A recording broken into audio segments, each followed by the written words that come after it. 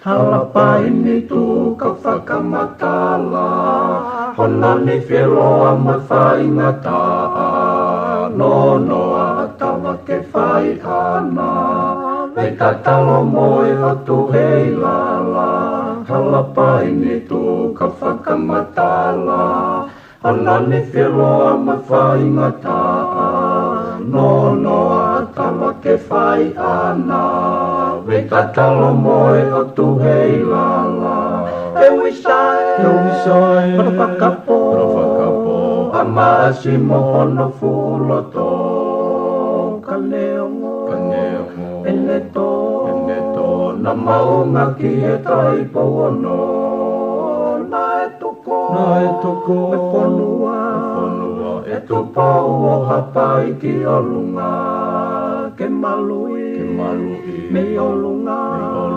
Atonga nyo whai o tupu Utulai na o tu matanga Motakau no ve ka whakautanga Matangi mari e ko maua whaanga Utukalonga luko e hake anga Utula aina o tu matanga Motakau no ve ka whakautanga Matangi mari e ko maua whaanga Utukalonga luko e hake anga He wisai, Rovakapo Amasi mohono fuloto Kaneongo, Eneto Na maunga ki e tai pono Na e toko, E whanua E tupau o hapai ki o lunga Ke malui, me o lunga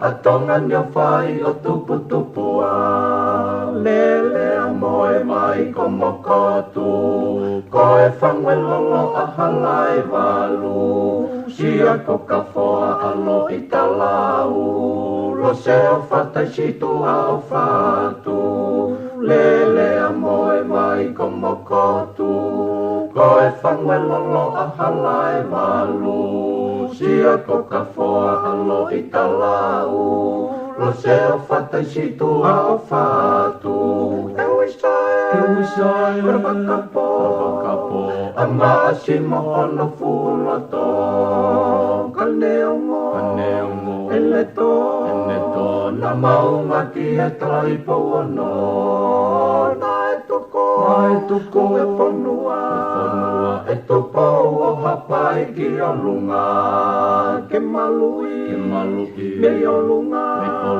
Atonga nyo whai o tupu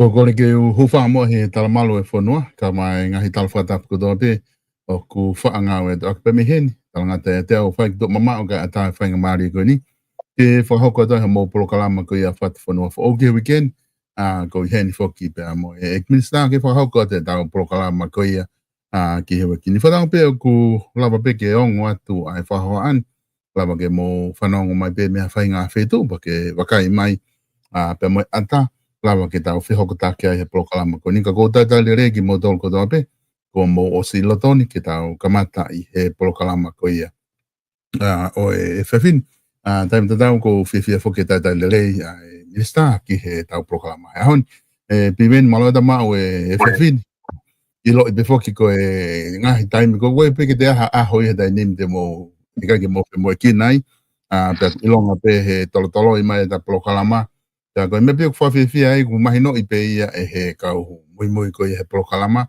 ai nga patongia mama fa ko ku hilifake te mo dolo ka au time tata ku na lota pe ke o ai tu kuange e polokalama na fi fa no mai pe ki he tunga ku ai fatfono fo i weekend ka kutai tai le ko feha ke viven feha ke ai fatongia ku fa ko mitongana ia hon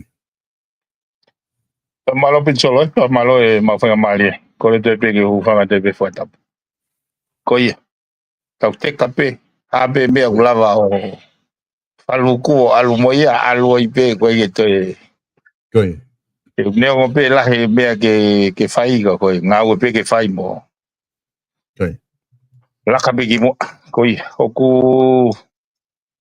ko no mo ni o nei ko me ko a ho yo te pe mo ikina ka katope ko ani aspe ne ngalo ye awe ha ai ki reception ai kausia pani ke peste na emperor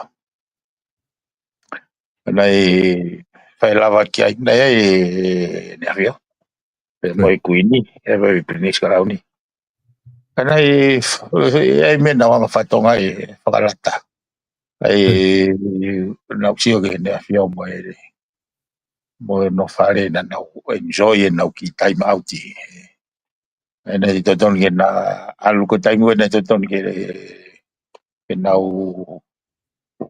me atoi na na ki fo lo pe o enjoy na usio ke wai ki relaxing environment ke ne avio pe ma no fare o fa fi e wanga ke ba ku e ku ki time na ua ki fare mo usio ke ne asiolo ne aere ngai faunsi lo ko ye ke ne asia ne fes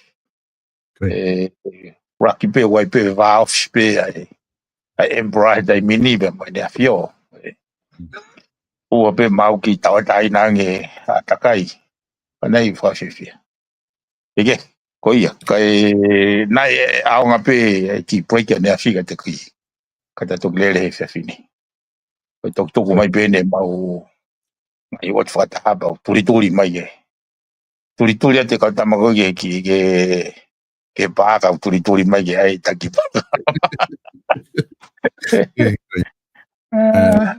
mo ne pito ia ko na ku whanongo foki he press conference ko e ahani ta ko whatonga i foki ko e talu ai hoko ko ia ai preanga ku paremia asa keke pe mo tole ka kapneti ko whatonga i ko flight ko tompe o ku whahoko ai press conference mo ka whaiongongo pe ko tu ngai preanga ki muat to be fair na whai pe ai press conference pe he ka paremia o koe mea o ku whatonga i o ku ki make i he kamata koe ni. Pea neongo pe e lava pe ke tau pe o kei pongi pe o kei fu pongi pe.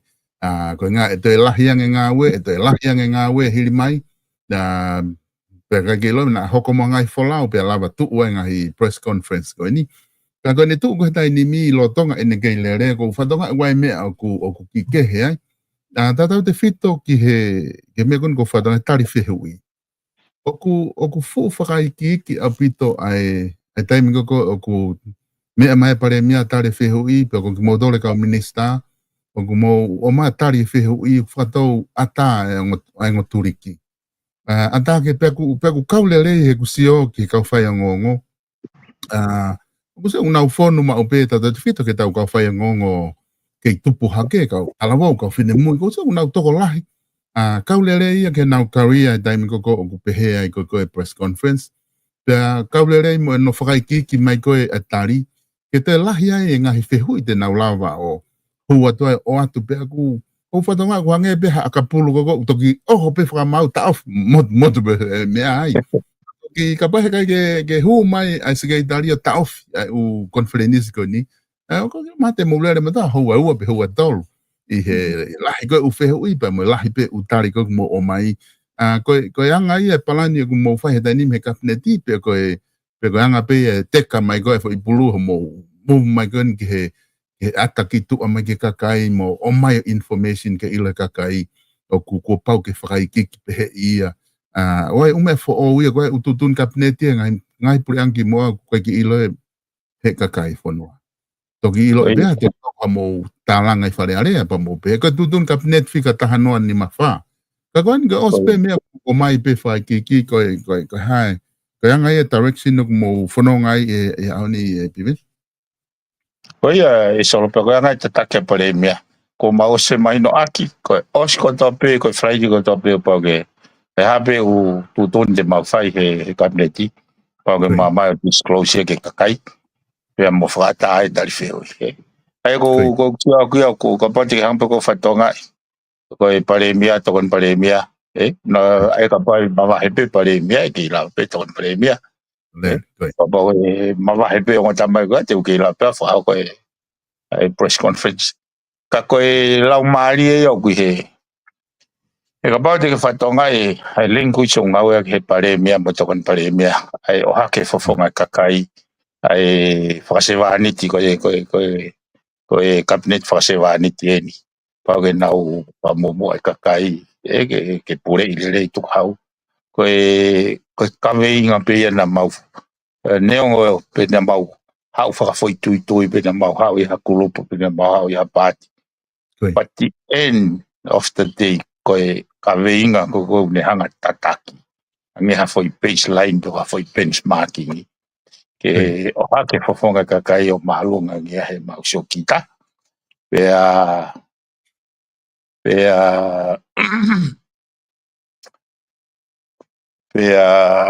ke pure i lere e tu hawa e.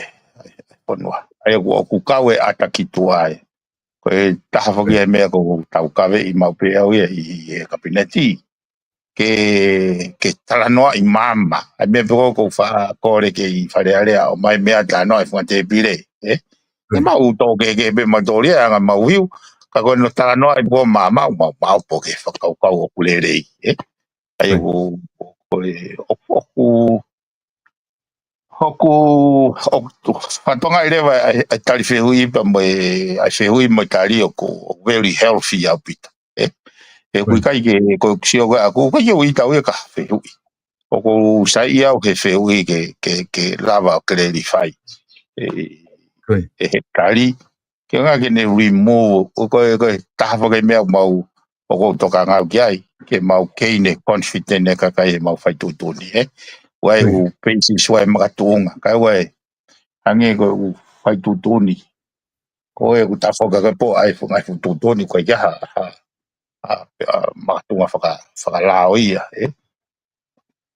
kai ko lau maari e ku nofu i kabineti e e tatake pare mea mo tokan pare mea ko awe ko mafana mau pe ksio i he foi fase una ta i mau pe me olunga e ko me ni solo ko fata no ai ka pau e tonu e ta fasi me olunga e tonu ai pe ai alo ai pe gila e nai ki fe hui ne nai pe na u fare ak pe au e mau fata ha ne national security e ne na fe ka mo hanga o e kula go ke na fire fai to tonu ki aka ele ia ka na fenga ki hanga clarify ko tala no ko foi palo vea pe fok me Afrika ka Afrika o pe e lai may take care of the presence but it has no future aya ko hinga ko e ko hanga o hake ke ka polisi e mau inga fatongia ka polisi mau inga ko fatongia ka polisi ki he mau luta pe moe confident mo safe ai kakai e ne pe ni le vanga e ko whakakau ko a polisi o kune tali ha bribe ko a polisi o kune corrupt ke mau hane se ni ko a polisi o ku ka ke mau ai ne fe mau pe loi ke mau ai ne fe mau mahalo pe e lava he ngai foi elemeniti ko ya o whakawhi mari e ne whi mau he ahoni. Kai ke tolonga ia. Kai ke tolonga. Ai na uhinga pehe ko uhinga whaka solo mahuinga ia mea koe nia.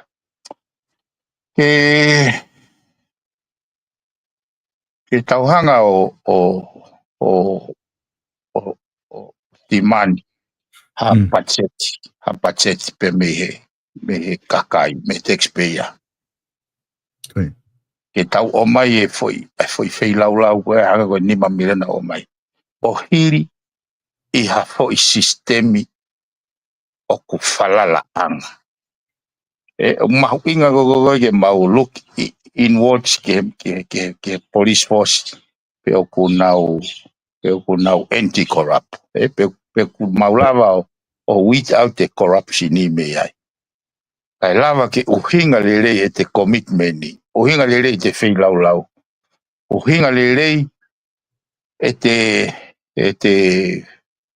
te ngaue o au ke tuapo koe uhi koe kaha o e whanua. Ke unga ke te kate lava. Ai koe te he koe no mori solo kai ke to commit ke ngau wha polisi. Ka pau ke corrupt wha mo mani mapi. Ka pau te tali ngai bribery te wha mo mani mapi. Ka koe commitment ko ya. E tolonga mo tu uloa ne hono lele. Ai ko fa tano foke. O lai foke tai me o tau whenga peke whakafe au e te fie mau o e aho. O te iku whai e kita ngai whakaukau whakasio kita. Kai ke te anga whaitonga e o ku amanaki mai society ke nau malo. Ai ko whanga whakaukau pehe. O ko whenga ke uhanga whakatara noa. Ka pau o ku kai ke mahu inga ia e kau polisi he mea koea. He kono whatu tā maginton. Ko usia ko ke potngawe atita. Ke mo ta faki dimension whakapanga. Ka pahe ka ke malohe atita. Ke nehanga sivi I oversight. Ai ngau e ko ngai institutioni mo e nau panga, mo e panga tukau. Whao whatu e. Ha upe fu lori maka mahua kai peke te lawa e whamapopo. Ha upe fu lau miliona mahua kai te lawa e whamapopo. Ka pau vai e atita. Au kohanga whahoa ai potunga polisi. Ai mafa tuki hona whatongia. O hange koe mafa tuki. O ha whatongia atita kia whonua, kia pureanga. Ne vai pe atita tai hao ngai tau ngahi lang whalala kai tato. Taka vai polisi. O koto kula noa e tau amanaki atu e mai. Aia koe ne more pe confident e kakai. Koe nau ongo I pe o kai ke nau kei lava. Kai ke nau kei tawa taina ke nau koloa. Nau to ore vai lao ke o nau nima. Koe taimi au mope wewa society. Kau mahu inga pehe ka au ke tā sili. He ngahi dimension koe a kai lava. He ku neongo pe foke solo ai mea. O si ai pe foke tau preconceive idea ke potunga awe. Ulahi pe talo e ne tau whetakai mai mo potunga awe. Ka koe mea e nau hanga whamamawhai ke kau ngā awe. Whamamawhai ki he commissioner. Oku ikai ke whea ke he kau polisi. Ke mauhanga sen nau tolu ke frontline o koe whaingatāia. Pe koe hae whahinga whaingatāia, pe koe hae whaingapore, pe koe hae whainga whakatauere. Kai ke mau awe ha mea maloi. Aga bao te tau pehe koe tau. Koe kau ngau e tau alwe ke nau siwe ngai whare koloa. Ke nau compliance e lao. Kana ala nau tolu ke wanga he se ina monrange wangeau ni mangeau. O ngai limpe. Do fe ko e nau hoko ngai issue ko to ka whakasio hake ke nau tunga waenga ko hiwa afe pe. Ko hiwa afe hita. Aia ko wanga usio ko ke premier o ka polisi he hoi dimension ko ya. Ko premier ai potunga o polisi institution. How can you expect them? Ke nau lava o refuse e whakatauere. Ka pau ko whahinga ai ke send them to the front line unprotected. Ko hinga pe tani nei ke asi mau pe lo tau mau ke o ataki mo au ka whakatauere. Ake whakahau i whakatau.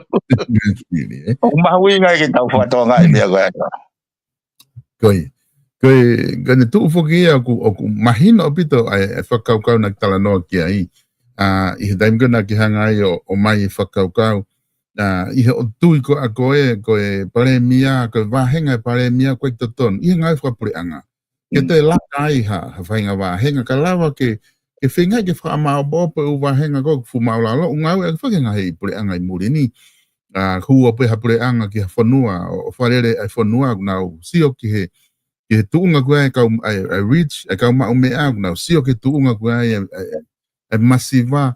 Nau whinga ke fusi hake ai masiva ki olunga pa tau whika o tama koe ke ua ne nau fu ma wahe au pito nau tolu. Ka koutu e o totonu fo ke pehe anga e tu uhange koku ke whatala noa ki ai. Ko ia e kau ngā ue ia i he whako e ngai businessi. Ko nau nofu nā he kilu he tau. Ko kau polisi nia front line e nau hiwa afe pe nau dope balu afe. Ko fu wā ko ia ke fu cap ko ia, it's a lot.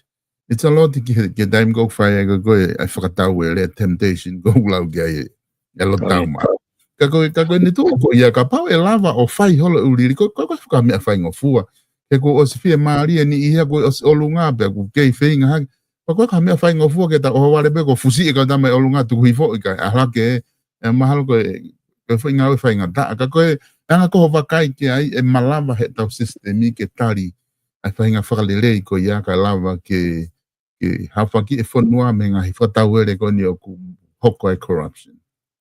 Koi. Ko wheu koe pe malama pe koe ke malama. Ko tari apia we have no other choice but to make it happen. Ka pau o ku tau whekomi ke hapure anga ke merino mo tolonga mo tuloa. Ua pau ke whea. Ko taha fo ke ai ngahi ku taha whaa ko koe. Koe lao ko koe ke mau mawhai koe ke whakarelei wahenga. Koe urake mea o tokanga mai ke kau ofisa koe ya. Ke taingoe te nau titemene mea koe wahenga. Ke nau consider relativity. Ai wahe. Urake a ua consider ai iwi to tong tuk hawe kakai. Ai koe fui dimension ya koe whatonga i koe taimini nei kai ke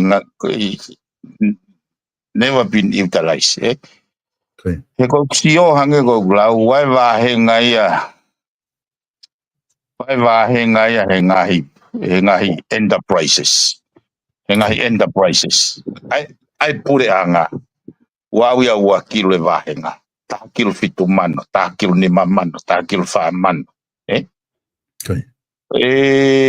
Ka koe wahenga ai pare mia koe ta kilo taha mano. Ai ko sio koe mawha tuki. Mana tui koe ihe ngā whatongia o ihe pare mia pe moe kabineti moe whare alea. Ko overarching e nau whaitotoni. Koe nau whaitotoni e tene impact lai full dimension e kakai. Koe whanki i position koe he ngahi enterprises o ko tāna wiki ai.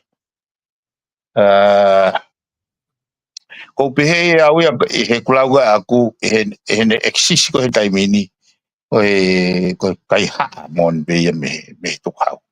He pena e anga whewhe hono whakangofua. He kai ke utui e aha kakai. O ko majority o mautoluna e o he scholarship. O scholarship. Te ai pego majority o pure angana na waku. One way o tiata na e scholarship. Ka koe tau mua mo lau maari hono awe kakai ke o ako. Ke nao mai o vete palparema o whekoki mo kakai e whanua. Wange peko ko teknolosia koe ni. Ko whekome ni e ngahi wheitu o e civilise mo teknolosia. Hato e whaungange whakawhaingofua e anga ai whetu taki mo communication ni. Ko mea koe remote, ko whiupe mo tua koe he tau o ririu e se nolo. Pene ha urewa whakaukau i ha mea. Ki he mama o ene ako, ke ne hanga whatua ki ha remote ke wato i whakaela ke whaia. Ke continuously improve living standards i he human kind. Ka koe kusio koe ki he o mai koe o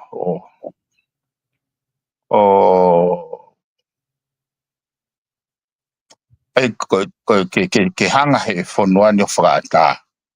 Ke whahinga he kono moni solo ko ki mua ko pau tok mawahe me tonga ni.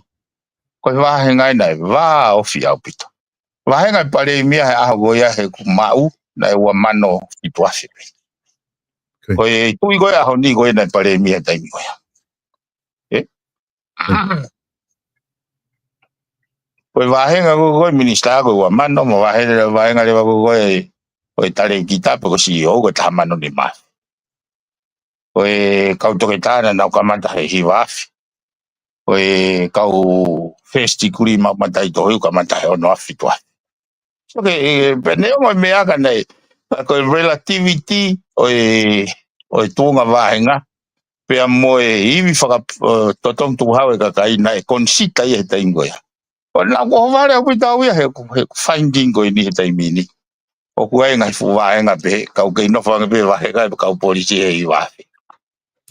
Aya ke au ko pehe e hanga fe a tau pehe a mau tolgo ni o kui o lunga ke mau comfortable i he whakau ko kau polisi te nau te nau reohi e mau koloa ko kau whaiako te nau whaiako e mau whanau ko kau nesen te nau o kui lalo i e nau tunga vahenga kai alo e fukau ai ko me ko nau pehe ai o ku fe mau ke fai ha si o e pare mia pe mo cabinet ko ini ke ha fahinga national directions e ke au ya solo de ta mia ko ini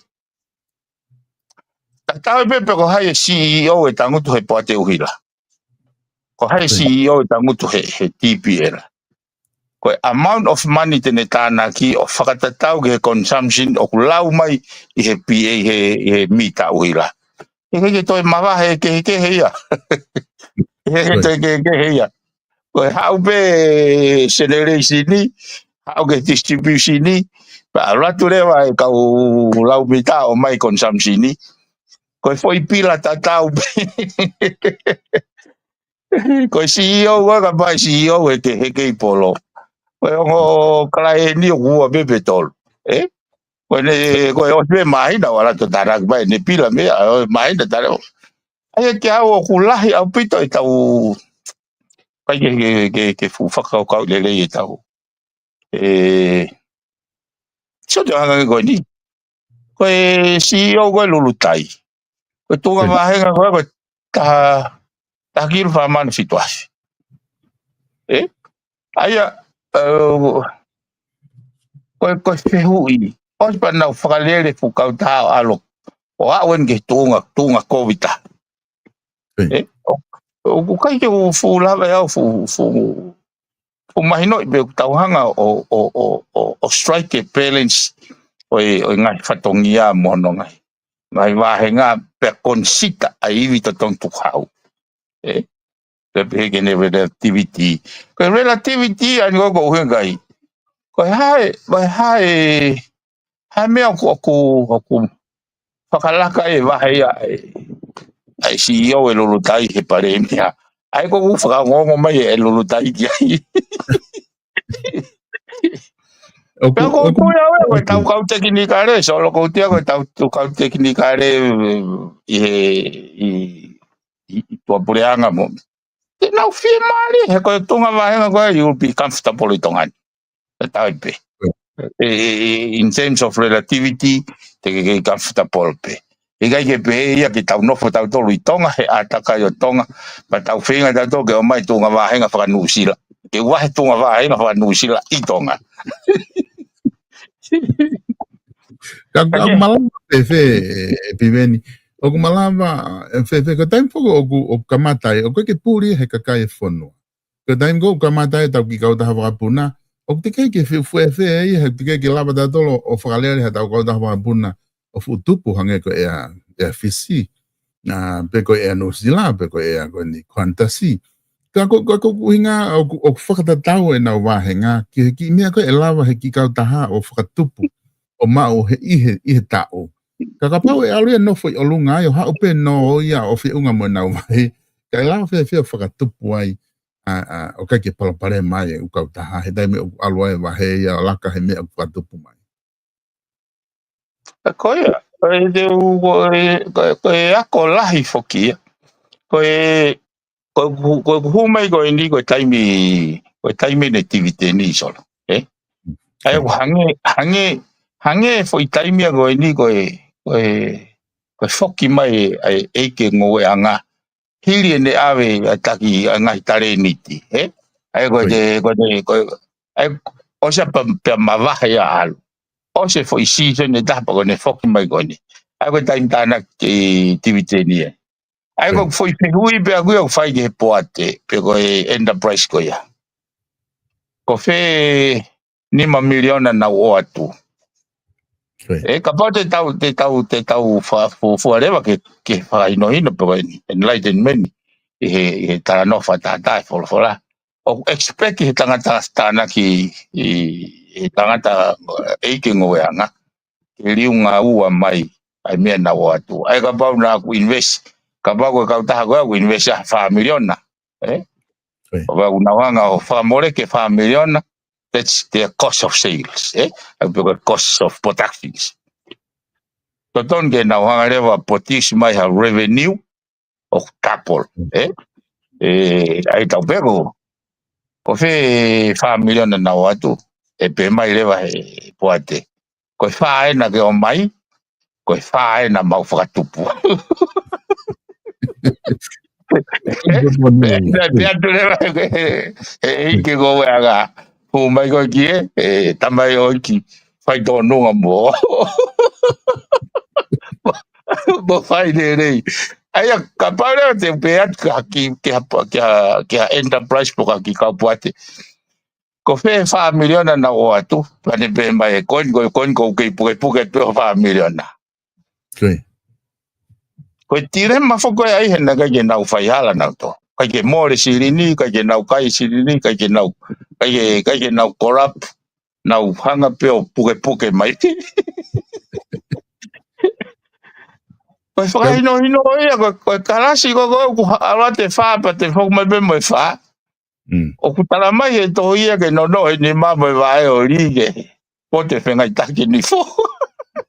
Pe ka pau o guri ai kala ko atu fa pa na te foki mai pe moia. O nga ne o atupu. Ka ke ma o pe fo sino silini o na foki mai. O ni na do ke feitu ko ya. Pa fe ai o atu ko ke tango we ya ko fe ma fa da mai. O se fa ka ma fitu, to ma di fitu ke ki fa lava. E pe vere vai no ya o guri furishi. E ini pe bondo ko ya ka furi. Furi ya. Ta furi. Ko tu foki ya he dai ni mi. Ko nga ko feitu ko ni oku ia ye ai palo pare malahe kakai. Ko feitu ia ku oku ke o atu ke te ko hili ke te ko ko lulu tai e ta no ke tu nga ko ia. Ko uhila foki. Ko se fo ke la unga ka ni ke ngai fare koloa ku asimai e to ta mai ko fu ai si ko na e ono afe pe ku to matematiko ni ko puho ha ke ko ha ke fu ai si ya ta au ngai i la ko matematiko uhila me palo parema na se fo na e ta fala anga pe i tongana na o CEO he ngai ka ta na ne to hio pe he aonga e mautohi atu ko kautonga ki mautoru ko ai ho maureko te maunga ue. Ta osen ko ia ke CEO pe ka kai muri ia i he poate uhila. Ka koe nai te alu ke te koviang e mate uhila. Wai o tau manako ke o mai ka muri ke na o ma CEO ka lau ko whanua ako tau tolu. Whanua tau tolu whanua e kau toke tā me kau poto me kau ngawele rei. Ta osen ko e pa whiri koe ngahi lakanga ia koe lalahi pia. Pia whiri mai ai kau muri. Pia kone kai pe ke toki whitu pe koe mau e kau tonga whitu koe e whiri pe ta whaaki koe ki aruia process whale rei pia hua ti kau tonga CEO. Kone whitu koe whiri koe pa mea pa hau kau muri ia. Wai o ku tau manako e tau. Kua whainga lao o ku whia mau e kau taha pure anga ia ke CEO muri pe ka lava ke lele. Foi palpare ma whaka mindset e so. Ka yo ga ilo. Kia ya kapau if I have it my way.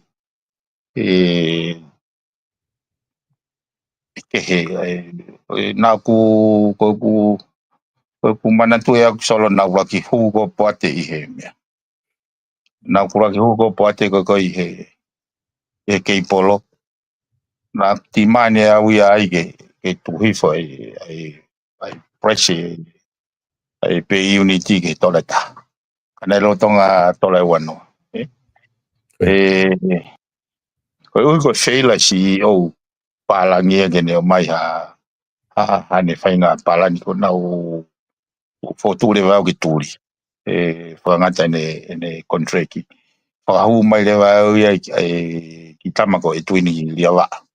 Teke ke CEO ya. Teke ke CEO ya fainga. Ko mindset ko na push back ki mai ke poate a ko ya. O teke ke ane experience na. O pe atu leva ke poate. But when do you expect people to have experience? Ko hunga tau ngawe ke titactive logic ka mo ata mai le ke tau hanga o plot e tot ke tau CEO. This is a prospect successful CEO. Te CEO I hanga pasi suri. E ka ya ka hai e tari ke waka o CEO ka tau toki. Waka mai tai via ke waka CEO ke peko ane ko CEO peko hala wa ya ko spe ka pau ke ta e la malava reva he ta ya ko ndio transform for connectivity o ma reduce lava reduce reconfigure a cost structure ke ngai service provider o lava reva reduce price o mawa ke pa ngai tolu ke kita ko ngai mindset ti pal pare ma pe mai se na ko vale apita ko mai ko ni na o sanga o recruit mai ai palan kapau ko au kapau na te ke fai me ko I will never allow it he ko fe wi en solo tal ho do ko mai ta dol me ta val fit ma mai ka te be ke ta fala kai ke ka kia ya kai ke ta hanga allow ha fai ga mari ke ta continuously improve ke ta wa ko pe mo al he ko pau te tau ke AVP ke kau palangi hange ko wai pe ko komisiona ko palangi I am revisiting e umea ko ke for tu ke pare mea ke al mo ke ne afio it is about time ke tau take ownership e tau destinations o tuange ke mesia ata me ha fono ke ai ke au me pango ko ne hoko au kai ke pe ta hai me na u fa ga nga ke CEO he hono te ri advertise ko ne me apa nai ngalo pe au solo ke hanga announce ne nai ke kau young minds ke na to hi mai ke kau tare kita o poate neongo kutui o kai kai ko fonga ya ke ngawe aki ke tau ke hoko atu he kau me mi pa poate ko kutui ka ko uhi ko tuunga lolo tonga ko lao ko ba ke mau hoko pe ai ka ko me ko na foto fakasio mai he risio ka applicant ta young minds he kono mo ni wo si bloka ai fa nga mindset ya go tau kau ngawe ai go tau pe go we na tau ke o si loka hono mindset na to kwa ke na to creative na to kwa ke na to innovative na mai be na to follow pe he status quo follow pe nga mahini pe bisi tapi ka ko ni ko fakau ka ni ke public enterprise he me go ya ai to ke mantu na fatala no solo ke na tula ai fa fare area I mua ku foto ngahi office ngahi constituency na ngawe ke fare area me ku ko ai fa fare area ya ko ne au pe ke fo I time ka puni ai pe o le va ai ke ngahi feito ko fo time ai go ya o ku vahe fo ope ai wai pe va ngat allowance ka pa te fa tonga he social media as of late koe alu holo ai kau ngā ue mai kau kato e kau whakafofonga he koe nau foi alu koe tau pewa. Nā ku kau koe kuraki a ahi whawhare area behe kuraki hu. O whakatokanga ia e nau koe ia. Ta koe ngata i behe e koe ahi whawhare area. He uraki tau be. O mai ai he kakai neongo e foi dimension koe ka nau os iloi mea ko mai he kakai. Koe whakakau kau. Ko hae hunga te utoi a ahi tu ou ai. Lo tongo e te ke lava ai mene rako mai kakai. Ka ko hunga poko ute whaka atape ke te toi alo ahi he ute toi wahe pe kita. Ko e fo yo pe o ui e kakai ke nao mai o toi tala mai mea tatau. Ka koe ni solo. Ko mea nau hanga whaka i. Osi hono whoko tuu. Osi hono whoko tuu ai constituency office. Ospa employee kai ka ngā ue. Employee ka ngā ue. Ospa wat mo mea lere tuku ai. Ospa alo o ki whare area. Ko whehu ia tuku hae mea ngā office mo ka ngā ue mo mea lere e whai. Ai ki au he whakakau kau ko ui ko si ai institution pe te nau lava na tō tānaki mai ngahi whie mau i wili mo i whangai whie mau e wāhenga. O ne tō eia tō i whie mau koe ke tō iaha whakamore whare area ke nau tō o ahi whare area. Uhinga be solo Koe. Sai. Koe tau lere mai ki mua koe te kia Ministry of Public Enterprise. Nai whakotu atu pe TPC, ai tonga Broadcasting Commissions. Pea o ate poate nau whakarere e nau tolu. Whakotu ate TCC o ate poate ke nau whakarere. Be he kau mawhai pe. O mai ke foi taimi, ko whakau e pure anga, ko stain ke whakotu ha ministry ke nau tokanga i kina ngai enterprises koini. Sai, for two level ministry, what guy CEO, what guy lawyer, what guy accountant, what guy ngahi skill set ke tukuai. Os ke whakare repoate pe na price. Ai ke o kusio ko role ko ke ne oversight ai function ko enterprise ko role toton ke no for ministry. Kabau tau fe mau skill sets tau hanga tau o recruit ia ko nau me pena tau ko ministry ko ni ko nau me tau ko no monitor ke ensure o ko ke misplace ai panga tu hau kana ulava patu fasisi famore maximize benefit he ko no fatu tama ken hono ai poate ko ata na tula ko fale poate ya ko anga fotu tu ke fata to ta he mahina te utano bene poate ko ai tonga ke polo na ku kawai ko vahenga ko ia poate ko tonga ke polo panga jau ni mano he week panga no ngea we mahina sai o au o ki he poate ko se ni die ko mau ko no ngea ko se ni ko mau he si o ko no afe ai ko au ke alu ke whakangongo mai si o gau ke wanga ke CEO ai direction ni ai business direction ni ka ko anga tunga vahenga ai kau tari kita ki au it's more like a part time arrangement sai ko tau feu ko tau tolu e lava nai e hapoate o anga whakatu o ku tolonga ki enterprise pe ku whakakau whaka time pe ai ko ni ala panaya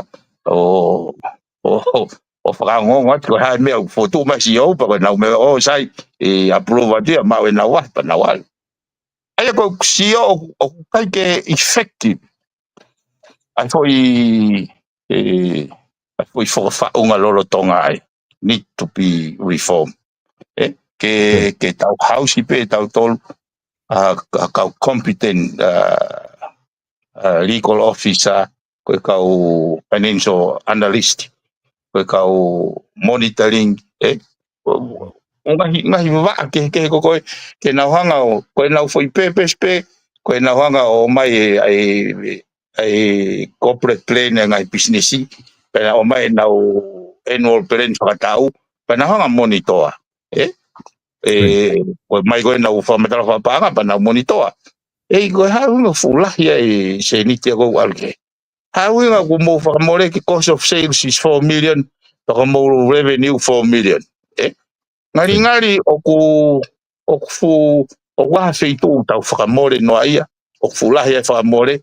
Pe ngari o hala tau pricing structure o kai ke tau correct revenue o tai ko whainga me e go hingo go ki ai ke lava ono ko oversight ko monitoring ko check and balance kai tuanga ai enterprise ke now function malu pe CEO pe tali u mai lewa CEO ke ministry public enterprise ke uhinga lele he ko fe ui so wa hale wa te uhinga no te ai public enterprise la pa ke fa lele poate mai pe me lele ko ai ko lele ben di mo na fa lele poate ke fa lele poate Mahino ai whakatala noa ko ke whai. Pako tui e toko lahi koe kakai te nau lawa whakau kau ki ai ki he velit koe ai uhinga ko ia. Ko wai o kukei o atu ai e kau poate ia o wahenga malolo na to pension ia ke poate o whai kia e nau ko e pension koe ke te ahafu mea whewhe te nau fu whakau kau na toria ke innovate he ku kei palapare ma pe me e ko uinga na no foi lo toka ku ka ke ka ma uinga foki be ai fatala no ko ke fai ko ngani na ai ke usio ki ai pe ku anga fe e daim go te na tariu ye ka pau anta pe i he CEO e ka nga his section ko te na fai nga o ko analyze nga hin me ke innovative for business ko ya ka ko na ku ke tala mai te na tariu pe ki he public enterprise. Ai ko tu ia ka kato pe ai foi psicológico ia que ngau e ka pau ko whakau kau. Ka kone tu ko tai ni mi e ala vave hataimi e fai ai whakau kau ki liriu ki ai.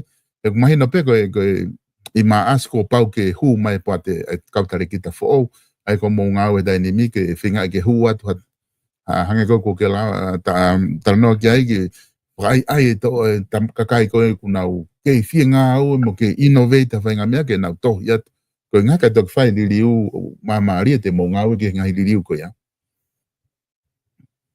yo ko nga fatala no fo ati fo solo data hiki te ni tipe da be lo ava be tu ata fa le asio ke be fa le ai me na ta sio ka ke tu to no ko da hiki ka neti ngai ministry ta sio ke ngai me go ka ke tu to no ka ko lau mari ia ke tau sio para bau tau pe ka ke ton pa fa le va fa kau ma hui nga puke pa ta no ko ke o mai ai whakakau o tala no ai whate pire ke tau continuously improve ko mea ko anga patonga i solo mea ko lack of planning wai palani ia wai corporate plan ia pa to observe palani ko ia strictly ke nga ke ne makatunga i tau continuous improvement o ka ye fai te wate whatata ko ke pe ko lack of planning. Pana mo ilo ko pena ma tok tari pe pachete wafe wa nima i sune tau kosi Pero allocation ni ke folau ke panga folau ko hoko mai ka matoru na panga 5.5 million folau ka minister pe mo ka ngau fa pureanga ko ne me ko ki ti se ma o si pa ngai ko ya ko sanuario au ki sune tau ni ko ita panga folau ya ko folau ko ke malawa ke tali he taimini ko foi folau pe ko o ku fani mai memory folau be ke lava ta al ko me ko ka folau ko folau ko fe un ake pacheti ko o spasi he foi ai te mia ko ni o spasi e pesete ongo fulu ko ta ofi la ko PFM ko 5.5 miliona o se ova ki ai koe pesete hongo fulu koe wha kilu fitu mano pe.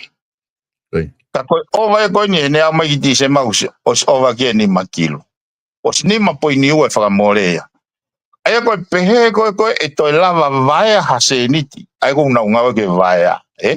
Pe toi tāna ki hapanga fo kai te lava. Ta tau ai pe te ke osi. Ai panga ya. Ka osi atu e me. Ai okulahi pe ngai potunga au ke toi na useniti. Wa ngai potunga au po ose na useniti. Ka ui kai ke toi os mau e na toi la panga ni tu ko taimi. Ai a ki au o unga foge ne me na fa ki fare area. Ka paureva ose pesete hongo fulu. Ko e fatongia rewa e pure anga ke na hanga whakahuma ki whare area ha supplementary budget ke whakalahi e paanga wholau. Aki hapo. Ka lawa ke nau hao mono mau i lau paanga he fo i pafa ko ne pesete hongo fulu. Ka pate u whatatata o peka o office paremia. Office paremia na allocate ko e tolu kilo. O se au e ne whamorena ni makilu. Pea koe uhinga ia ki au o spesete valnoa e ne mau e ne patseti. Ka ne kai ki a hatana a palaya. He koe unga wha koe no tonga koe tu e lao panga wai mea kui koe Appropriation Act. Koe lao koe au ne pehe mai hei kai ngofua koe minister panga ke ne hanga tispese silini koe ni ki hatoe uhinga kehe. Ngata pehe uhinga na Italia ke patseti. E ka pau tau pehe na koe toi to'o mai, ai koe o vai a koe ake ua kilu koe na to'o mai a beha paanga kehe. O ka pui e lao appropriation ni. Ai a ki au koe soko ngahi, ki au koe lack of planning. Kai ke utui a uia, koe whakavare ai ke pehe ke nau, pete nau pehe ku ill intention ke nau hikofi a ke pehe, ai paanga wholau os. O ko utui a uia, koe ui koe lack of planning. Koe urakia. Kai ke aha proper planning ke nau lava tala lahi oi fie ma. He koe foi foa kasi, koe foi tau peta. Ko ho foa kasi pe koe ha, ai ngahi wholau pau o whai he tau o tope annually. Koe ha ngahi wholau o soafe mai he annually. Pea koe urakia. Koe ua, koe leki, koe internal control. Ke peheni. Ke pehat utui mai Tato e pehe mai e kau kalake whaipanga pehe mai. Koe nu holo hifo koe hui enu uofi ia ke unga ke ki whafua te ki rere whakapotapoto he te si o tue. Koe nea tata pe hui o tau he toi alu he toa o takai.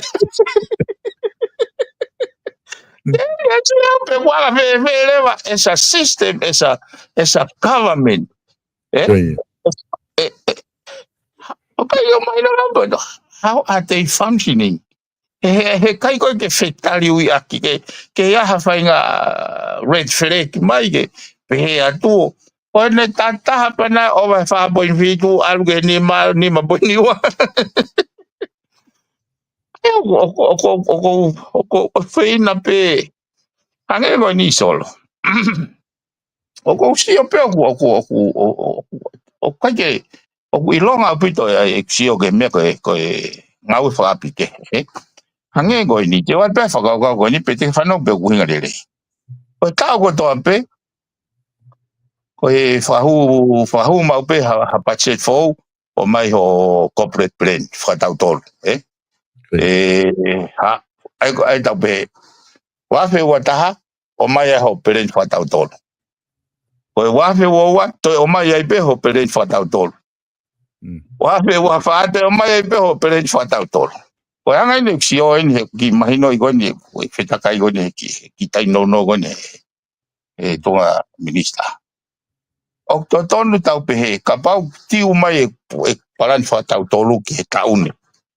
Pea uhanga rewa whakahu ai koe whai tau ho go pe te ute whatwat ai paran whatau tolu ko continuation ia tolu ko ki moa pe ko tau hoko ko ki te fa hu mai palan fa tau tolu fa hu mai au e ko amendment ki he palan fa tau tolu fa ta tau ke reality moanga navigation he fo tau ta ko na to kosi he ko ta ko na to kosi ko pau ke ai me na lava ia me ai na ka ke lava ai ko amendment ni ke pe tau ki fa mama fa mai ke fa ko na te ke lava ke tau ke tainemi ke tau nevi ke ti he tau reality ko ni alu e abe palania alu ke pe reality ai ko sio ko vai fa advisor me working force working engine ai ko we say working engine kamata be me CEO alu ke ngai head of divisions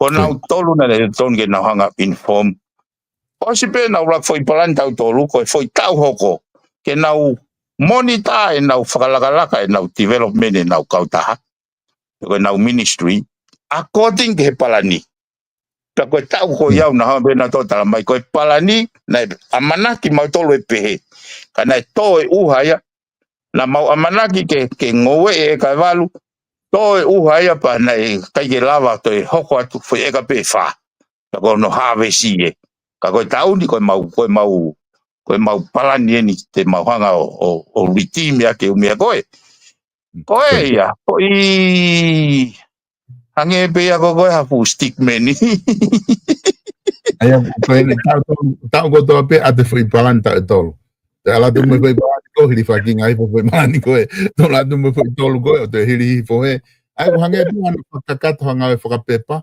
ka ko ia la ia ko ke faha ia la tia ko ye nga ko inga ia pe lava ko to ko lo ben la ko te foi palani ia o ke na to huki pe loto he foi polkala he foi tu ko pa senti ko tu fo ko ni fo ki pimen ko u fato nga i he ko lo pe me o se time ka ko fato nga i he mo press conference ko i he wiki ko to mahalo ko ha tu cabinet ni ko o fa pe ni ma ko mo cancel e mo doluia i ho mo foto tu pa ko tu ma na be hanga me be na ho ko mo e whakatatau pe whoke o mea mo whakahoko me he direction ko o mai e uloto e premia pe mo tole kabineti ke mo whalau ai.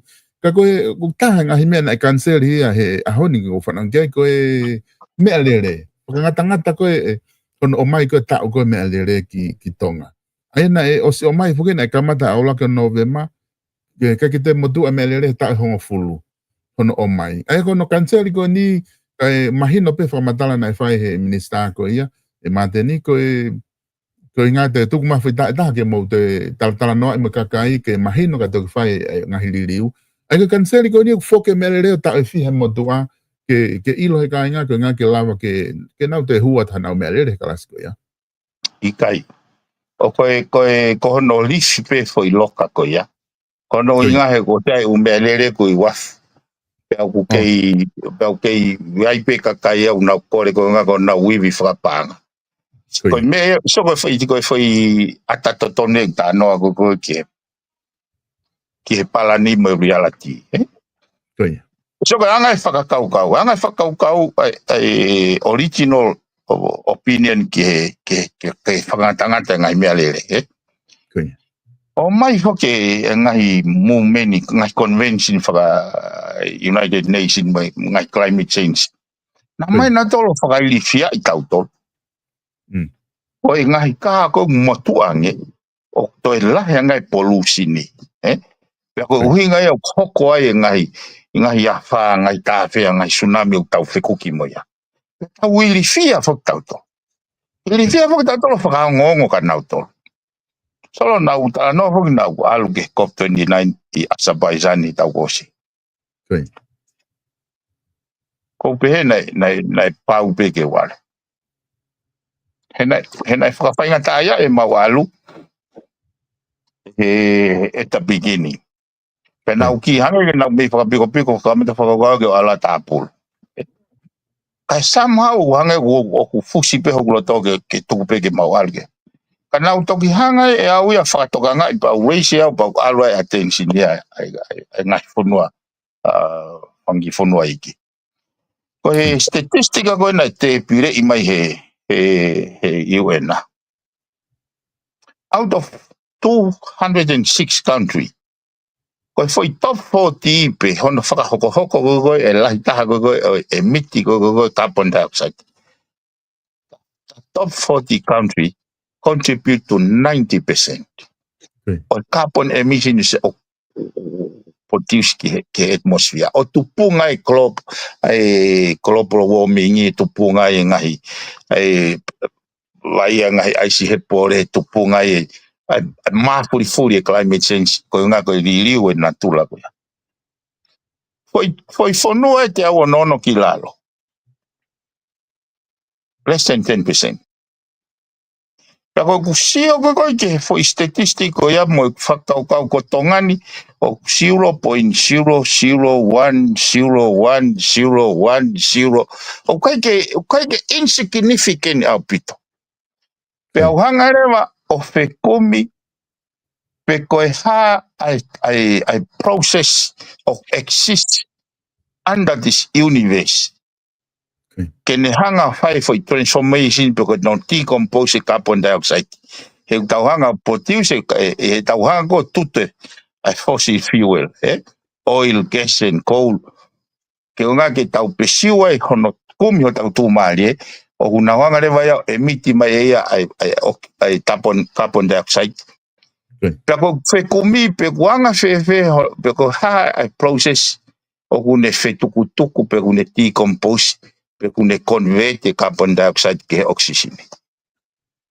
Amanaki au o si whai he kau iuena mo kau scientist mo kau chemistry hano whekumi ki ha foi process whaka artificial. He ko alo artificial intelligence technology ko ngai mea ke na hanga o mai ke nga ke ne hanga o tokonia.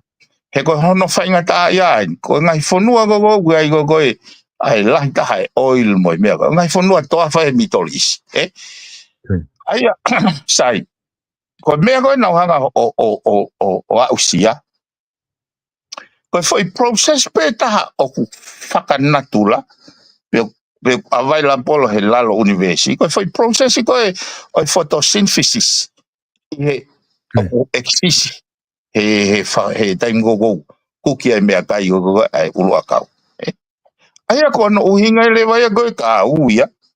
Ta ko very efficient au pito. Ai foi process ia ko ia I he pasiki. I he whanki whanua iki. Ko uhinga amount ia pe na contribution na ke ko nga he ko neongo tau tute mea ko ala ke ea. Pe he pe ulua kau haka I pe whakafoki pe ke oxygen. Very efficient au pito. Aia ke haureva, ia koe whekau o mai he statistika ko ia, if we continue business as usual, o tafu pe e tau awi, mo e tau haka, mo whai tau umu, mo tutu pe e tau wewe, kai ke hane te impeke ana taha ki mamani. Aia koe kusio, ngawe, ao ngaki he kakai koe ni, kau business, kau elephant, kau rofi ko ini. E na hanga o monetize ai foi whakau concept ko ini. Peko foi phenomena ko ini climate change. E na hanga o take advantage ake tau vulnerability, tau ignorance. So tau tui e pe tau toria ko tutupe o ne hanga mau e atakai. Tau tui e pe tau tolu responsible ki he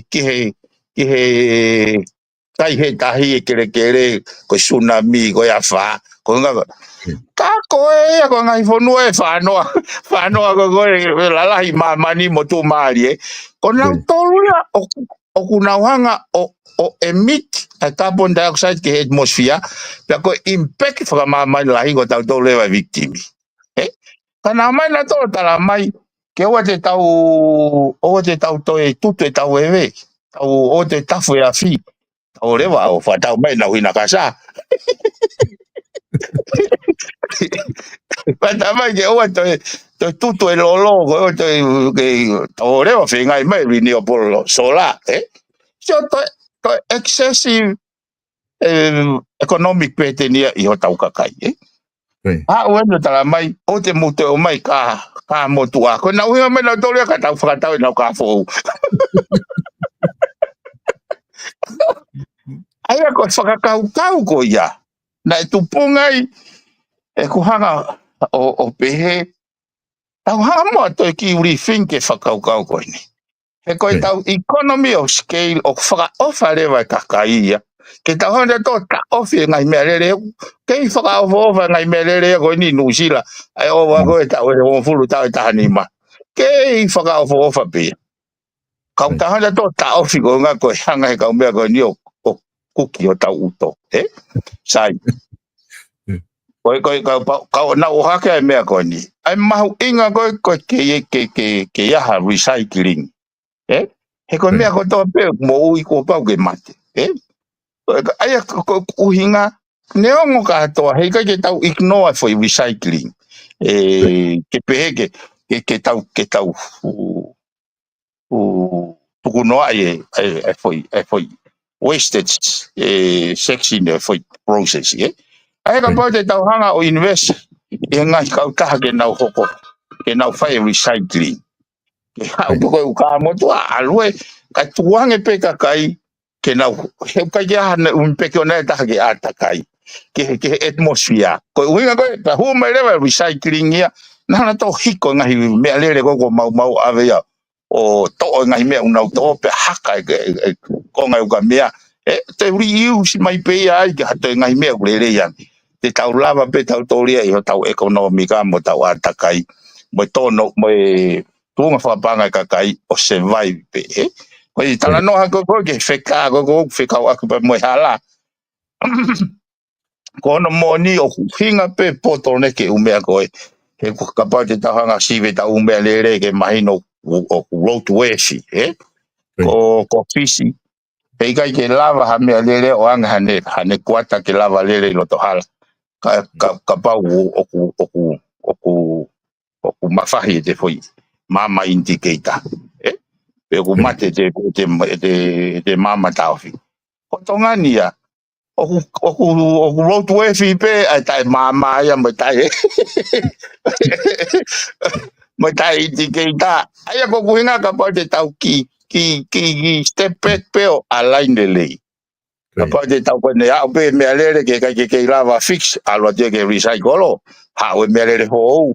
Te tau la pe ta toria o mo farere e tau fangi hala ke lava titua lava titua fangi mea iki if we do it well ke fulu fa modela la ya silini ai ke ko faka kau ke tau kamata ngau ya ke mama lo tu mo yako e tau fai tutu koi he ko hanga fo fa dala no ke fangi tutu veve ada do fai tonga ni i tonga oku ya hani va ve ana ke ha fai ngau si fe ai o hange ko ngau e ko ngai fu factory ko fai ko ngai fono e ai e nau mau ko atakai ko la hita hai ngai fono la ko tamai na to ke nau tu na do ri ke climate change me hop me ko nau fai mau ia e me ka ko nga fu ko nau kala be na to he ko nga ko ngau nau fai ke piben ko mahal ko programa ko ni mahal ko bakai fo ke lere ko e fe hui mahal fo fe ni te au pe wange au ko o mai ka dam ko ni takilere fe hui o te tanto e fa mandala nga ko ki mo me ga ko ta ha ku ne o mai e fa ka ko ni o ku mari e fa ka ne ha ta me pe ko ke awea e potunga polisi o ku ai e me ku fai e potunga e tamate afi ko po uri ngau po uri na fai kava na do po uri peka pau e ui te tamate afi ko e tolu heng na puna pe me na fai kava tu na pusi me nga fute nga pa na lere ko me ko mai ta ko nu ne mai fe ui ko ma nge ko ate fa ka ko ne pehe ke nga ta hene kai ke safety ai health mo safety ko ai fare ko na fenga ke o to ni ka to ko ke health mo safety ko ga nga we ke te puna pe me ko met ka batonga lere o alu ko tamate afi ko nga o fatu tama ke mo i ko tamai be ta ko ni pe ko ke awe ga ko minister ko o fire ai me alu mo e via ka ba na sai ne vai Padahal lah kawatonga ke more to puputu. This whole dynamic now connected with now tol. Kaya tao expect kita tol ke top notch service. Lo dong ko fagi vai aku so string e pacheti. Koe taha koe nau tala mai, koe kakai ko o ku whenga ngai whanua ke tipoti mai he nau whai hia. Ai koe ki tongana. Mahino pe whakaukau koe. Koe nau tala mai, whe kau muri koe tongana, koe kau se aina mo kakai muri. O ku nau whai ha hia, o ku ai ha mea i tongana ke lava tipoti nau dolu, whafoko nau whanua pe o ku teke ke fu ale nau whai hia, ndoke he whai ngā magnitude koe ia ke lava whafoke nau dolu. O ka dimension pe foge ke fa si o kai ka ke asa fa nga highlight ti foge ko isi u ya ko na ko no tipo tai mai ko tau ka kai ma tu ko ataka ya ko ni ko ke tau fu wa ta to ke fa nga severity ko ngai ataka ke unga ke highlight pe ya nge ko tau pe ya nge ko Amerika ko nga popula ko te tamate ko hai ha panke bo fai nga me be o kai ko ha natula ha hia he ko dia mahal ko ka mani Viventa ki fa os ma fa fe ka at the same time ka pa ya ha hia he na natula ko ya ko pau ke tau act accordingly ko you tu e ko me ke tu no ka ko ko ki fe no mai ta ko ni ke ta ki fa os nga fe ke ya e ke tanga ke minister o kui fe pure le rei he ne fili mai hono friend ke ha o PA ki ai me ngui ko tai ma usi ya ko whakakau foko ya ko whakakau foko ya hange ko hane o mai peke ha tangu tua wahi ko si ausi o was master si ausi e mara ekonomika ko PA ko ta ko i whakakau mo tua ko i puti ya au te ke whetau ke mata i tonga o ku operate in the same wavelength whakakau ka ausi ya ki he magnitude mo mafa tuki ngā ue koe ni o kou whai. Ke realize ka kai benefiti, I need assistance. Ko ngā ke hanga koe ni, o kou whakatau a si aosi, ko ia pa mo legal officer ke sit in he whakatako tope ko whakahoko. Mo ngahi enterprise pe ko ha whainga ministry, pe ko ha whainga subcommittee. Hano hinga. Tai koe o se koe ai ngai whataha. E mātu koe ka whataha te mau brainstorming i le vai. E iai ko hoko ata mai o koe kai ko hawhai computer. Ko ata mai koe hoi ata mai tangata pe. E lava ke umisi. Ha mea he discussion ni o very important. E koe mea ia koe ke tau productive ai. E koe ke tau turite tatolo e foi. Whakataha ko toa pe mono mahu inga ke te pay attention ke detail. Ka koe o mau ilo pe ai whakarea koe na. Koe oku hoko pe te tae mausia. Ke te whai tutun pe o whakangatangata pe ke te ausia. Koe mea pe ia koe wau ki ai koe ia pe. Ka kohono moni ana e kai ke lava koe ki wahe koe o ange i he laine oi wahenga. Koe ke whiunga ia ki ngā ue whai siasi. Ka koe ku kore au ka siasi koe uhi pe koe ne mahu inga ia ke ngā ue i e pure le rei. O ka pati e whatonga he taimini e. Koe narrative o ngā ue ki he pare mea, tokon pare mea, kau minister. All about good governance. Ai o kou sio ki ai, ko narrative au tala no mai nea whio, narrative au tala no mai kau development partner, kau high commissioner, everyone. Koe ua pe toi, taha pe ni pa ua, koe whangi whahi na nau pe. Koe whahi pe taha koe ni pe o ku, nai whake mea he polisi ki mua e pure anga, na e temu whola wai ai minister, pa koe pare mea o ku TA mo ne Māori, wahe, pa koe hai whainga wahe koe. Ka koe whehui mai o kei hoko atu peia he pure anga koe ni mea koe ape ku ahaririwa. Pe kutuke ke mou wakankia. O tu ia ko ki foi me be ka minista na da ai te mo. Ko anga ko tu ko cabinet me no lo he mai no ko ka mau tolu ko pare mia pe o ku ai responsibility pure anga ke almono. The rest of the ministers so ka ge na mai na te privilege ko ya. Ka ko ka minista ko to ape o na mai na te privilege ke me ai wa. Ko ta ko ke whakauri ki ai ko whiri bea e minista. Pe mo personal assistant ko whiri bea e minista. Aia ko me aia mana to e solo ko o ke he pe te alo babysitter ministry mo te alo whahanga awe ministry. So o mahui ngai ka o ye ngai portfolio e tolu ko ni o ngā ko iai ke whakamāpo. Ko lalahi pe aku lalahi ko public enterprise o kulahi taha. E kulahi hono ignore public enterprise. Ka koe ngai wheitu ia ke whaha no review whaka economica, ngai structure mo ngai functionality mo nau whainga organization ke toi more productive yang, more efficient yang. Ai mo te pe ato ai ko fe 5 million na o atu na hiri mai 5 million. Mono. Oku i whe pure anga koe ni i he whakau ka whiri whakaluku fua ku o se aha whainga maria ke mo sio ke uilo bea ko taimi no a bito ni o mo iai lahi anga ngai mea ku mahalo o kei o lunga i he asini taka koe whihu i taha koe ni Io koe ngai whakau mo tu a ia solo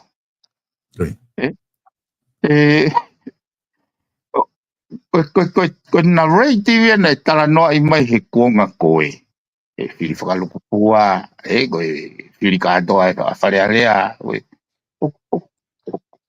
ka pau te tau mou whatonga ai involvement o i mea koe ni koe foi dynamic koe foi dimension pe koe foi combination e nia o fo ou ai mahino o was mamahe kau no pere ke nau whakapalaniki mai ngā aue. Nau ho ke hange nau doha oversight ke nau oversight e ngā aue. Ne present mai e foi dimension present mai foi ata fo ou. Te ke tau hanga aue o ngā aue foi ata ko ia tai. Mito ke tau ki ngā aue ange ke tau sio. Heku maa furi pe ko hinga ko ke tau wako pe mo alo unique pe tau ata kai ki tau tolu. Kai ko ako malo toko ange ko cut and paste ko fe foi me na no dala no ai pe na ulawa te fuga ai ia. Pimen mahalo ko te ku osene ta hawa ta mo kong ka de wat pe ke fa os me re ko nga pa wa me ko loto ke fa ma po ke ai ta to ki hoko atu we ka. Ko ia solo mahalo fe unga pe ia o ku gona moni ko sia o ke hela ia ke te ko me ko da wa ke tali fe u ia tu pe ko tu i ko na ko over ta taimi ka ta to ki hoko pe ka ko pa pe ke fe nga ke ko me taimi he ko taimi ni so ke a ko ke taimi ni ke fukata ha mo ko nga we ko pot nga we o ke fe ta kai be me tu ni kabineti ko ki mo mo fe ta kai he nga ho national dimensions te ke foki mai au ke pot nga we mo me pe fa ko no review e na structure ke usio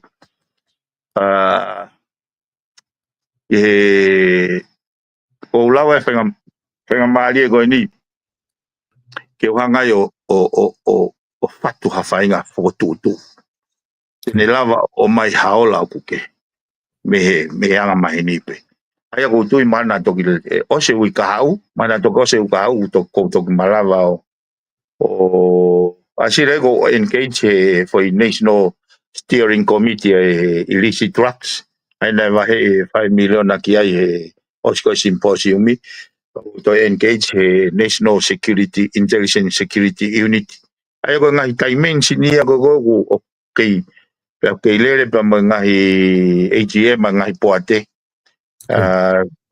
ko rock fit out pe mo poate ko e ke te ko e ke tu pe ko fe ni mami ai tale ni te ni mana wa ai ko ngahi mono ruisine me ko ni ka te uri advertise ka poate fai mo ya ka ko ai kono to ko contract ko mo ka ta ko va ko no revent ko ne lulutai fa malolo CEO ka ai nga ko ka to me ko ke i national level te ke foki hifo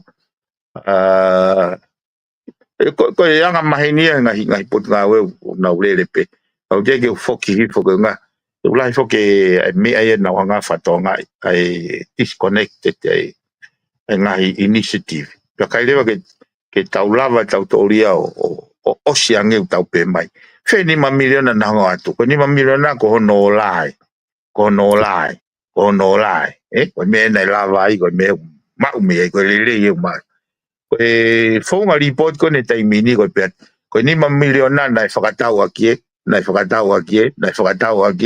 ai ka ke ko me ko ai ko input pe ko me ko ke pe atu ko olai ka ke lava ai o pe anga ko si o ke dysfunctional ai institution e pula I have no hesitation to say that ko nga I'm confident he me ko o tau hanga ngawe aki ke tau fua ngawe aki honora kage solo ulahi mea tato fopa te ukau ai kumia whakaifia Koi.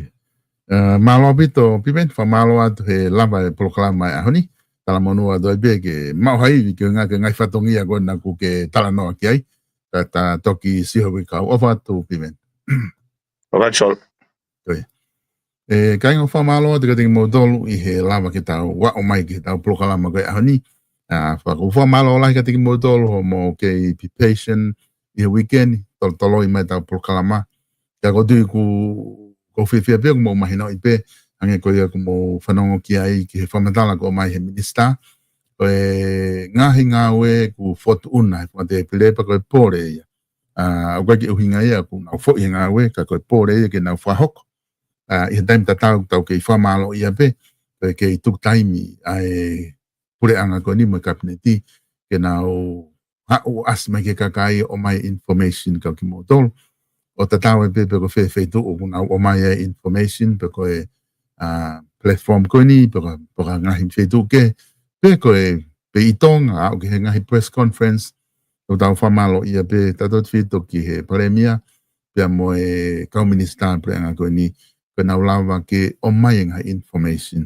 ke tau inas ko to ai ko du ko me fa fi ai tau okay ni dai ni pe ko famalo la het ke ding modol o mo lava ke no foi meta proklama tau toki hoko te hui kahau ka tak pe ki modolu ku ko proklama ni ko fatau nga i hifo lere nga hi pehu i he loto nga ai talanoa ka ku kapau ku ko ilahe ka ke lava u fe ui pak mo osilo be modol ka ke malava ya ke ave ko toa fe ui he ki foi ko taha ko ni fai ke ai proklama e ku mandigula ki o ange ma ope fai nga maria lahi ki he minister ke o mai ne famatala nga me hoko i hentu he dai ni mi ku loto fo ke pure anga o me ne famatala e anga ne bakai ke nga me ko hoko i he kapne i he pure anga e dai mi hoko ko minister pe ka to gia ha fangi dai mi holo ai pata mono dai da fangi fe hui ko ke ko vi hono atu ko tamu ai ke wa tenga information ko ya ke te mo tolu pe ko tui de mofia mari e pe tunga ku iai ai programa me fatala no ko ia ki he minister policy pe mo tamate afi pe fo ki he ngai business ko ia ai purenga to e tani ko atu e famalo ki he ka sponsor ko una tokon ki ta programa anta ta fito ki he ka ta ko ia South Pacific Loans direct to po pe mo na tolu for South Pacific Loans. Thank you so much. If you're looking for loans here in Auckland, New Zealand, I think South Pacific Loans is one of the best finance for our Pacific Islands and especially Tongan. I spoke with Sitalik Tupo yesterday. Most of the loans that go through their hotlines 0800 88 98 88 were mostly approved by South Pacific Loans. They get used to making loans and helping our Pacific people. Thank you so much, Staleki, and the boss of South Pacific Loans and all the workers that helping our people. Pamaloa do Staleki, he tokoni ko doa be kumo fai ki he lere ko ia tau ngahi polokalama pe mo o ku honga upito ai tokoni ku fai ko ia he South Pacific Loans ki he tau ngahi polokalama I he taimi ko doa pe aku o pehe ai whamalo ko ia o ku lava o atu ko ia ki a Staleki Tupo pe mo tokoni ku nau fai mai ki tau polokalama keke ngatai ku o ate ki tu aki ko ni pe me tonga iki ko ia o e tau tahagoia e tau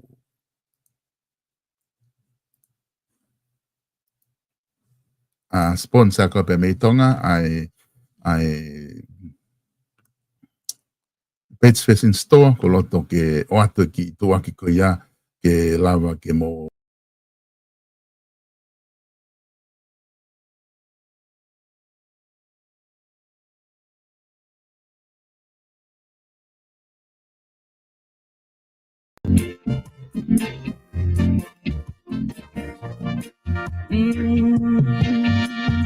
O pamoe manako ia te koe Ta ahine yawe kokoe pesi e kutele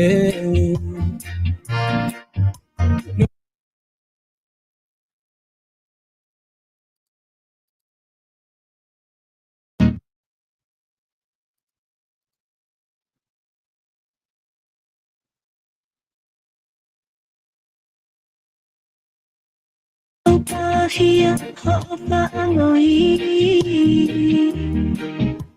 Alo hia ki maya utake whamaani. He oku ke wa inga aki si e tapanga mesi. Kai whai hala tana ka te uke kaliang. Oh, Lordy, I took you easy.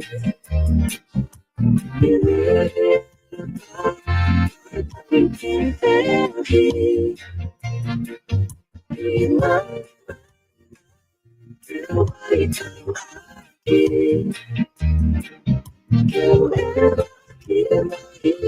Yeah, you see.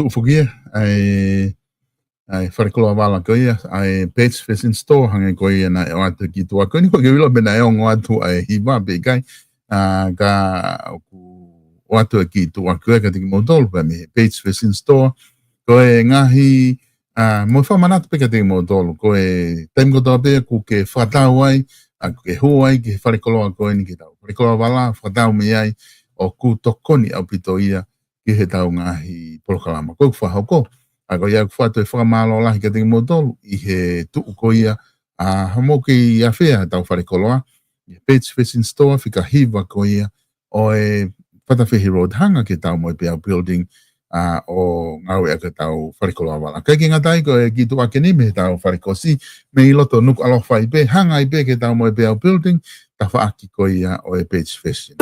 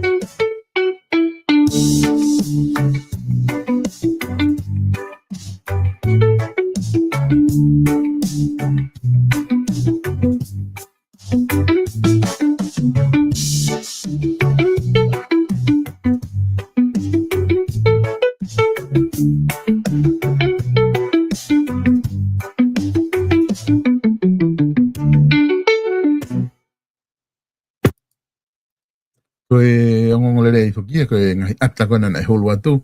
Pa mei he Francis Tickets ko ia i loto nuku alofa. A ia kulawa ke o atu ke tiki mautolu ngahi mea kotoa pe kulawa mauai. Lava kosi ulu. Te unga pe mo koe ke lava atu kia yung awe a ke tau whare kosi ko ia. Paaki pe page facing hanga ke tau mo pe au. Pe ka pau ke whakaukau ke ngahi nau koe kosi ulu. Ka pau o ku ke whare kore kosi i tonga.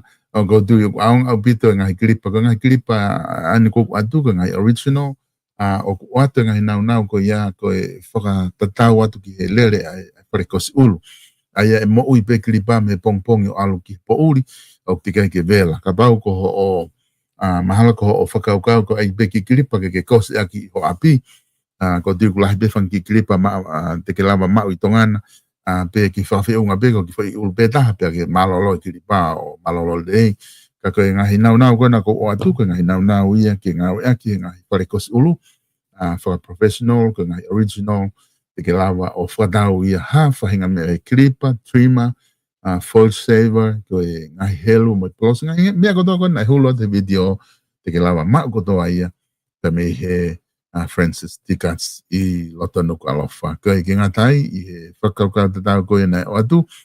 Kei mana tui pe ai maka koe ia ku whahoka desi pe mei Australia, mei Brisbane. Lawa pe ke whamanato ati ka tiki modolu, ku modolu i loto Australia, pe ko i Australia, pe ko loto Brisbane, o ku ke whia o ke ai ha maka ha ofa anga, kone mama o atu, ke whaafofa behena, koe mea ia kulawa e tese whahoko i Australia, ke ne whae ngāua koe ama au ke whaafofa.